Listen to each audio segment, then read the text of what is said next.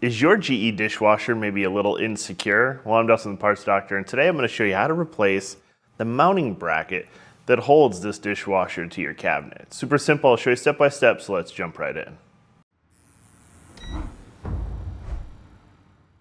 The mounting brackets for this dishwasher can be located either on the top or on the sides of the appliance.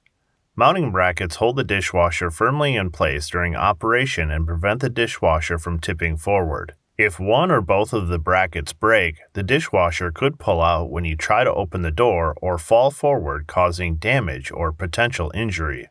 Note that top mounting will only apply to countertops that are made of wood, laminate, or a similar material. If your countertop is made of material like granite or stone, you will have to side mount your dishwasher, which uses the same bracket.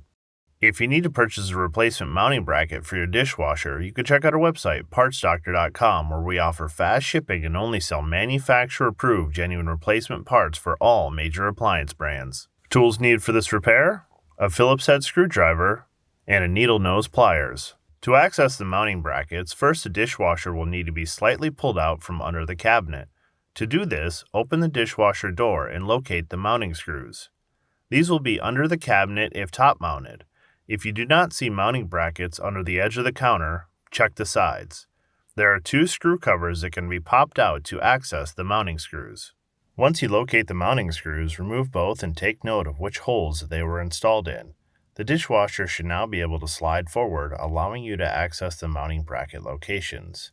Only pull the dishwasher out as far as needed to view the back of the brackets. If the dishwasher does not move easily, do not force it. Check to ensure that there is enough slack in the plumbing and electrical connections. The mounting brackets are held in place by a small metal tab. To remove the bracket, use a needle nose pliers to bend the tab to allow it to slide out of the mounting hole.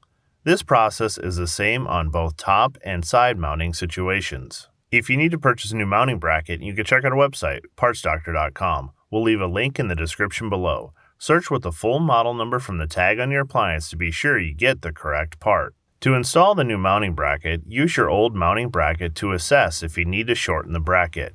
You can make the bracket shorter by bending the metal along the score lines to snap off any excess. Once the new bracket matches the old bracket, install the new bracket in the metal frame. Once the metal tab is fully inserted, use a needle nose pliers to bend the tab to secure the mounting bracket to the appliance.